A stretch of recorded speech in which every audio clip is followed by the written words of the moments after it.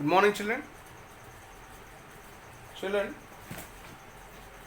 in this class, normally we are revising the chapter, all the chapters. We completed all the chapters, children. Revision. That is the sound chapter, force and friction. Therefore, as say from the last class, that is from yesterday. Okay, we are learning about all the points, children. All the points. As a part of that, we are revising of all the points, children. Okay, and see here, children. Dash is the resistance to the movement of a body over the surface of the another body. Okay, dash is the resistance of a movement of a body over the surface of another body is called as what?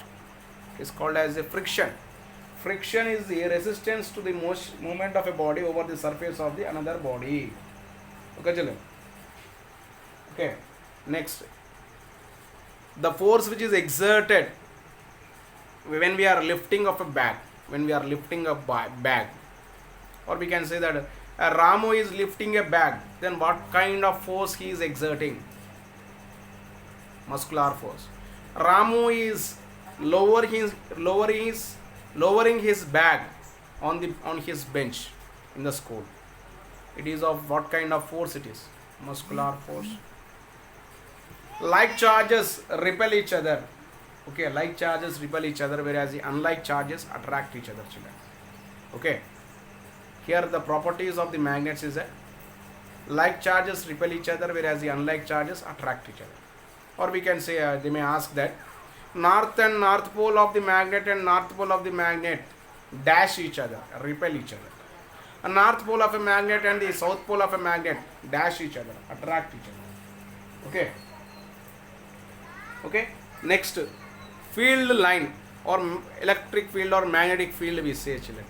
Field. Okay. It is the space around of any object where the force is exerted. Okay. Magnetic field means the space around the magnet where its influence is exerted it is called as the magnetic field. Okay. Or electric field. It is the space around the electric conductor where its influence is exerted. It is called as electric field. Okay. Therefore, here we say that a field is a region in which the force can be experienced. Okay, children. Okay. Next, the force which is exerted by a charged body on the another charged body is called as the electrostatic force. The force which is exerted by the massive of two objects is called as a gravitational force. Okay, right. A magnet attracting force is a, which force it is? Magnetic force. The fruits falling from a tree is a gravitational force. Hoisting a flag, is it a pull or a push? It is a pull. Okay, it is a pull. Sipping juice with a straw is a pulling, children. Okay, and here force, here the force which is exerted perpendicularly, in the upward direction, which is directly proportional to the, okay, it is not directly proportional to the friction, it is called as the normal force. Okay, it is directly proportional to the friction.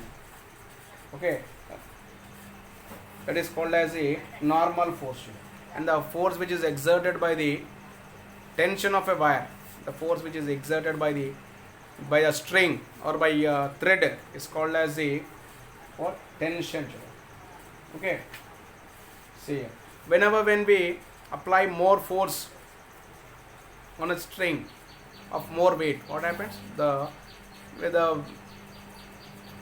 thread will be breaking, children. Therefore, that type of force is called as limiting force.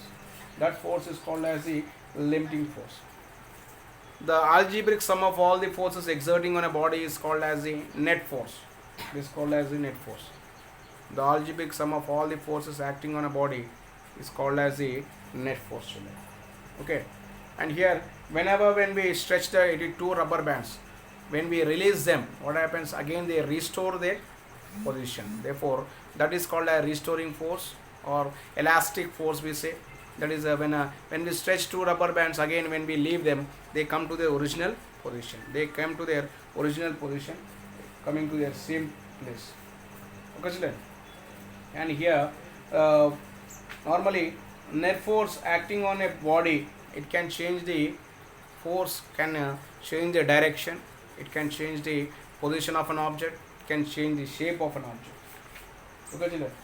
And here, the effect of net force can change the direction of an object.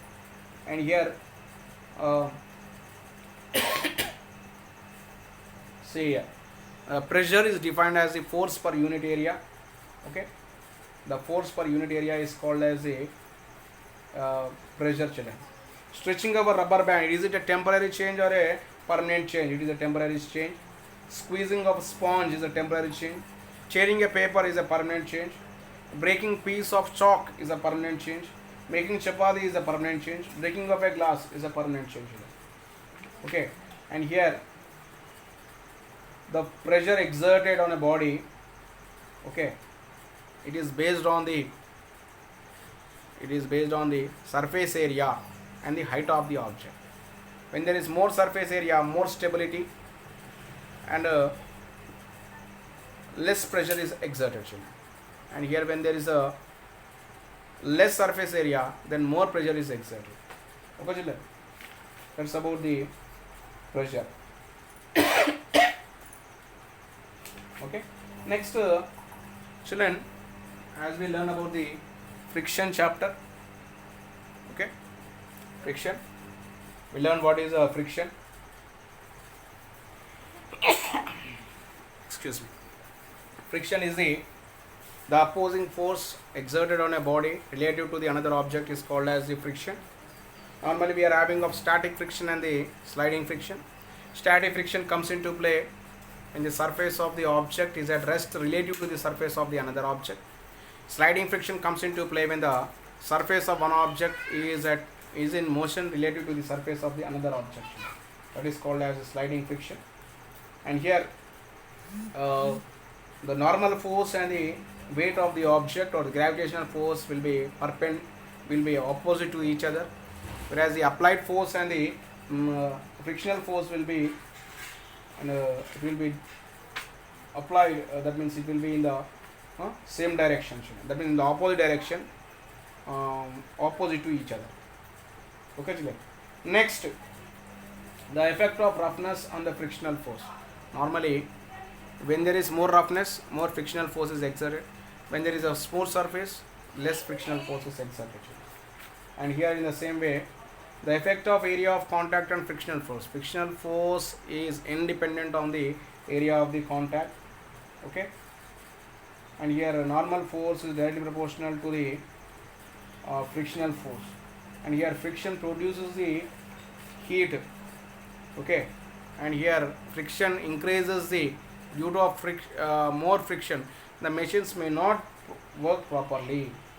That means there will be a increasing or decreasing of the friction in the bodies. When we are walking is possible only when the friction is exerted. We cannot walk properly.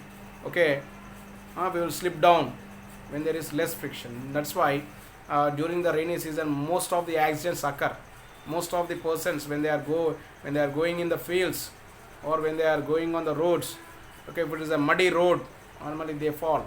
It is due to the what? Less frictional force. Okay, like that. And here our shoes or the chappal will be having of a grip. Will be having of some certain stripes below that to exert more friction. Okay, tires are some gaps are there in between the tires to exert more friction. Okay, and here the friction which is exerted by the fluids is called as a fluid friction, or the friction which is exerted by the fluids is called as a fluid friction, which is also called as a drag. It is also called as a drag. Normally we can reduce the friction by using the lubricants, oils, okay, ball bearings, like that. Okay. And here the objects are the birds and some of the fishes, animals are made in such, and the objects also, that is bikes, aeroplanes are made in a aerodynamical shape such that to overcome the drag, overcome the fluid friction, children. Okay, right. The remaining we'll be learning in the next class, children. Thank you. Have a nice day.